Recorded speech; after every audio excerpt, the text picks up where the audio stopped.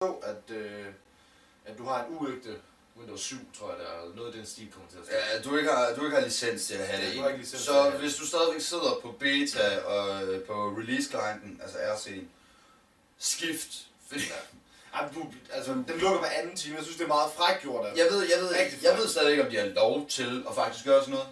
Jamen, det tror jeg. Altså, man sagde jo ja til en masse ting, og jeg tvivler stærkt på, at nogen har læst, hvad der egentlig står. Ja, du sagde nej til support, du sagde nej. De vidste jo egentlig ikke, om det her system ville crash, hvis der fik en virus eller noget som helst. Altså, det var jo for at teste, så der er jo egentlig ikke noget at gøre. For helvede fik det gratis. Don't whine. Gratis. Skift. Og man kan lige så godt gøre det, hvis man elsker det, så køber man det. Ja. Ellers så findes der jo løsninger på internettet til sådan nogle ting. Yes. Det bare så du ved det, så du ikke tror, at du har fået en virus eller sådan noget. Det er faktisk meningen. Ja, det er meningen. Hvad hedder det? En anden ting, som en lille nyhed, men som jeg synes var rimelig chokerende. Det havde jeg slet ikke regnet med. Det var en chokker. 99% af alle torrents er ulovlige. Ja, for 7 søren i Utah, vel at mærke. Ja. Der var en dreng på universitet i USA. Jeg kan ikke lige huske, hvilket universitet, men det var et mindre et. Han testede 1000 filer, tror jeg det var. Og 99% af dem var ulovlige. Det eneste, der var lovligt, det var... hvad fanden var det egentlig? Det var Linux-distributioner. Altså sådan noget, open source, ikke? Som er lovligt nok at støtte via torrent-system.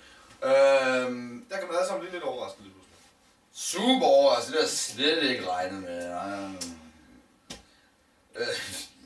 Ja. Så kan det gå. Jeg synes bare, det er fedt, de laver sådan en undersøgelse. Og virkelig bliver overrasket over det. Og bliver overrasket over det. Det synes jeg er fedt. Sådan er det bare. Zoom Phone. Rygter. Jeg ved ikke om... Zoom Playeren jo som udkom... tidligere. Var det 2008? Den allerede var der? Det kan jeg sgu ikke. I hvert fald til mobilkonferencen, der kommer nu her i Barcelona her i marts måned, er der begyndt at gå snak om, at der bliver offentliggjort en Zoom Phone. Og det er folk virkelig op at køre over, fordi Zoom Playeren fra Microsoft har fået rigtig meget positivt omtale faktisk. Det skulle faktisk være rimelig fucking nice. Så hvis det her system faktisk, hvis man overfører Zoom Player OS til en Zoom Phone, er der faktisk mange mennesker på nettet, der har kommentet, at så skifter de fandme. Så sælger de fandme deres iPhone. Jamen, jeg skal også, hvis det er, så skal jeg i hvert fald prøve den. Ja. Jeg vil ikke sige, om jeg skifter fra iPhone, eller nu er jeg ikke helt inden for iPhone. Jeg kan ikke undvære min iPhone, men jeg glæder mig i hvert fald til at se det, fordi at Zoom-playerne har haft meget succes, så lad os nu se Microsoft. Jeg tror, det er god succes, det tror jeg. Det håber jeg, vil jeg sige. iTunes 9.03 udkom. Vi har også en ny update til iPhone, også udkommet 3.13 med nogle minor bug fixes. Og uTorrent, mens nu ville det før lige var med torrent. uTorrent modtager en kæmpe stor opdatering. Hvad? Falcon.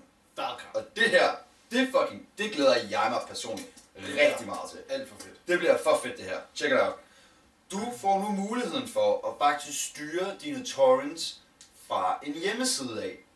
Så du kan måske sidde op i skolen og tjekke dine torrents ud, da du downloader, og du downloader selvfølgelig kun Linux-distributioner. Ja, ulovligt. Du downloader ikke film. Jeg gør ikke. Det gør jeg heller ikke. Eller musik for den sags skyld. Så derfor så kan du simpelthen sidde op i skolen og så tjekke ud, hvordan med dine downloads, hvordan det går. Sætte dem på pause, sætte dem på play. Hvis der er flere mennesker... Det kan du gøre overalt fra. Det kan du gøre overalt fra. Bare du har en bærbar og har en internet connection. Det er fucking sweet. Det er jo fucking sweet. Altså, det har jeg personligt selv manglet nogle gange. Altså. Bare lige tjekke sin stats på sine... Jeg har faktisk siddet mange gange til fest og siddet sådan lidt. Jeg har ikke lyst til at downloade noget. Det gør jeg. Jeg er nørd. Der er ikke noget der.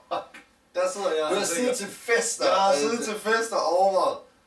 Sidder jeg egentlig og downloader nu? Er det nu færdigt, der skal sætte en ny download? Finder ikke nogen, der gider snakke med dig. Ja, det er sådan det. Så tænker du, fuck it. Jeg vil hellere hjem og... Ja, så vil jeg hellere hjem og... lege med mig selv. Så jeg må hellere lige sætte... Jeg leger ikke med mig selv. Nej, det er ikke... Sådan noget gris gør vi ikke her. Så nej, den her uge har været rigtig dejlig. Firefox kom også med en opdatering. Chrome, ja. Nye Chrome kom, og det skulle... Hvad synes du egentlig om Firefox versus Chrome? Altså jeg er stadig Firefox-mand, men jeg har prøvet Chrome i et par dage nu. Ja. Jeg synes faktisk, det er okay. Jeg har ikke de store problemer. Det eneste jeg har, det er at oversigten.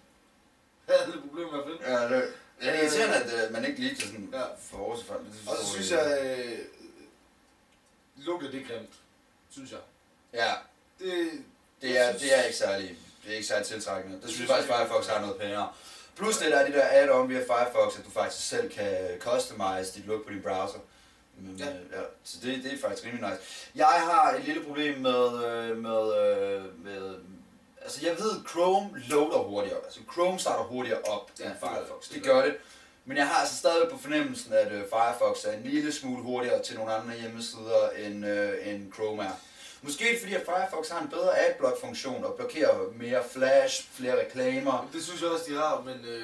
Hvorimod Chrome bare straight out of the box, bang, altså den suger alt ind fra hjemmesiden. Hvilket nogle gange synes jeg faktisk overloader browseren.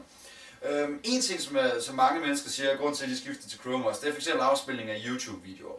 Og det er et eller andet sted, det er klart, at Chrome er bedre, fordi YouTube er ejet af Google. Google har lavet browseren, så selvfølgelig, de ved jo godt, hvordan de skal bygge den her browser til at bedst køre med deres systemer, ikke? Men jeg synes sgu lidt, men Chrome overtager markedsdele som fucking satan lige nu, det er helt vildt. Ja, Chrome det er meget, der er rigtig mange, der skifter over faktisk. Ja, der er satan nede, men de tager satan nede meget af det. Men jeg kan bare ikke, men de påstår jo om et par år, er der nogle eksperter, der har sagt, at Chrome vil komme op og overgå Firefox. Ja. Det er klart, altså det... Og de skal da have lov til at prøve det, slet ikke det. Men det er sådan lidt svært at sige også, hvem egentlig der har det meste af markedet, om det er Internet Explorer, om det er Firefox, eller om det er Chrome, eller det er Opera, eller hvad fanden det nu er, du bruger. Fordi at hver eneste browserfirma siger, at de har flest, for eksempel. Altså. Så det er sådan et Internet Explorer til, haha, vi ejer 80%, og sådan noget, mens Firefox siger, nej, vi ejer 40%. Google, altså det er fandme en ongoing battle. Vi er inde i en browser war lige nu. Ja. I en browser war, som bliver endnu værre end Netscape og Internet Explorer. Altså det her, det er fandme noget af en heftig krig, de har kørt lige nu. Ja. Det har været en interessant uge. Ja, så er der jo også årets spil. Danish Game Awards 2010, hvor der er blevet nomineret en masse spil fra 2009, de bedste. Ja. Og der er jo nogle kategorier, der hedder årets spil, sjovt nok. Og så er der årets sportsspil, årets racingspil, årets actionspil og årets sociale spil. Hvad er actionspil? Hvad er det præcis? Og årets strategispil. Actionspil, men... Hvem er platformspil er der også. Hvem er nomineret? I action?